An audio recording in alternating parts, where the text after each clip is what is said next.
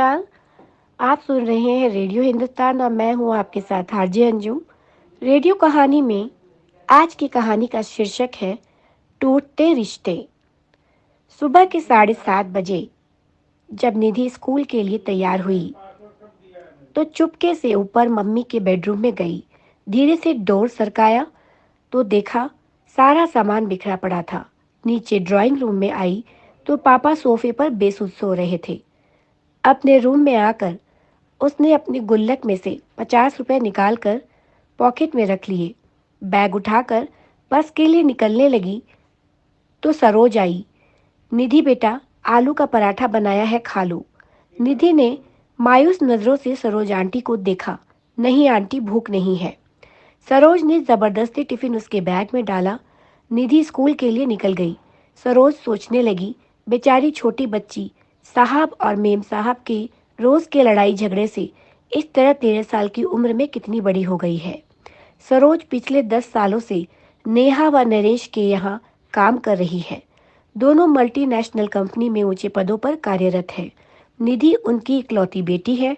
किसी चीज की कोई कमी नहीं है, पर हर समय दोनों एक दूसरे से लड़ते रहते हैं। नरेश पिछले कुछ समय से नेहा से तलाक चाह रहा है और चाहता है कि निधि की जिम्मेदारी नेहा उठाए और नेहा निधि की जिम्मेदारी नरेश को देने के साथ जायदाद में हिस्सा चाहती है। इस कारण दोनों लड़ते रहते हैं। बच्चे की जिम्मेदारी कोई नहीं लेना चाहता, इसलिए दोनों एक दूसरे के लिए अपशब्दों का इस्तेमाल करते हैं। बेचारी निधि स्कूल से घर आकर अपने कमरे में दुबक जाती है। केवल सरोज आंटी से ही बात करती है। रोज की तरह नेहा और नरेश ने नाश्ता अपने अपने कमरे में किया और ऑफिस के लिए निकल गए। करीब 12 बजे स्कूल से कॉल आया कि जल्दी हॉस्पिटल पहुंचो, निधि को चोट आई है। हॉस्पिटल पहुंचकर पता चला कि निधि बहुत ऊपर से सीढ़ियों से गिर गई है। आईसीयू में रखा गया था। ऑपरेशन की तैयारी हो रही थी। सिर में बहुत गहरी चोट आई थी। ऑपरेशन शुरू हुआ पर जिंदगी मौत से हार गई। नेहा और नरेश स्तब्ध रह गए। उन्हें ऐसा झटका लगा था कि अपनी सुध-बुद्धि खो बैठे थे। निधि की दादी भी आ गई थी। बेटा बहू को देखकर नफरत से मुंह फेर लिया। पूछताछ हुई। टीचर स्टूडेंट सभी के बयान लिए गए। यही पता चाहा, पर उन्होंने आंखों में आंसू भर कर कहा, तुम दोनों खूनी हो। तुम्हारी जिद मेरी पोती को खा गई। मैं उसे अपने साथ ले जाना चाहती थी, पर तुम दोनों ने उसे अपने अहम का मोहरा बनाकर उसकी जान ले ली। माँ चली गई। सरोज तब से सदमे में थी।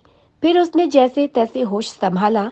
नरेश और नेहा से कहा, मेम साहब, मैं अब यहाँ नहीं रह पाऊंगी। इस घर की दीवारें मेरी निधि की सिसकियों से भरी हैं। उसे मैंने कभी अपनी गोद में तो कभी छिप कर रोते हुए देखा है। मेरा मन किया कि उसे लेकर भाग जाऊं, पर मैं डरपोक थी। ऐसा नहीं कर सकी। अगर चली जाती तो शायद आज वो जिंदा होती। नरेश और नेहा के पास अब शायद कहने को कुछ नहीं था। जैसे जैसे दिन बीत रहे थे, उनका लड़ाई झगड़ा एक अजीब सी बर्फ में तब्दील हो चुका था। उनकी सारी भावनाएं अंदर ही अंदर एक खामोशी अख्तियार कर चुकी थी। संडे का दिन था। बड़ी मुश्किल से नेहा ने निधि के रूम में जाने की हिम्मत जुटाई थी। महीनों दोनों उसके कमरे में कदम नहीं रखते थे। कैसे माँ बाप थे वो दोनों। उसका रूम, उसका बेड, तकिया, उसकी किताबें, उसकी पेंसिल, पेन, स्कूल बैग, सब वैसे ही रखा था। अलमारी खोली तो उसके कपड़े नीचे गिर पड़े। उसका हल्का ब्लू नाइट सूट जिसे वह अक्सर पहना करती थी। नेहा रोते हुए उसमें से सामान निकालने लगी। तभी उसके हाथ एक ब्लू कलर की डायरी लगी।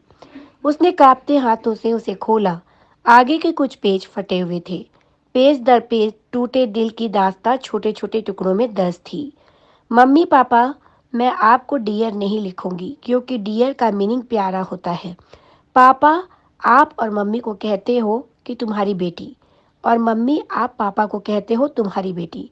आप दोनों ये क्यों नहीं कहते कि हमारी बेटी।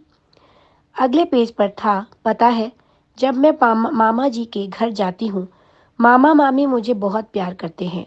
मामी अनु को जब प्यार से मेरा बच्चा कहती है तो मुझे लगता है कि मैं प्यारी बच्ची नहीं हूँ।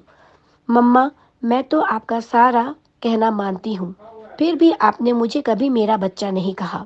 एक पेज पर लिखा था, मम्मी, मैं जब बुआ के घर जाती हूँ तो वो भी मुझे बहुत प्यार करती है, पर खाना हमेशा नक्श की पसंद का बनाती है।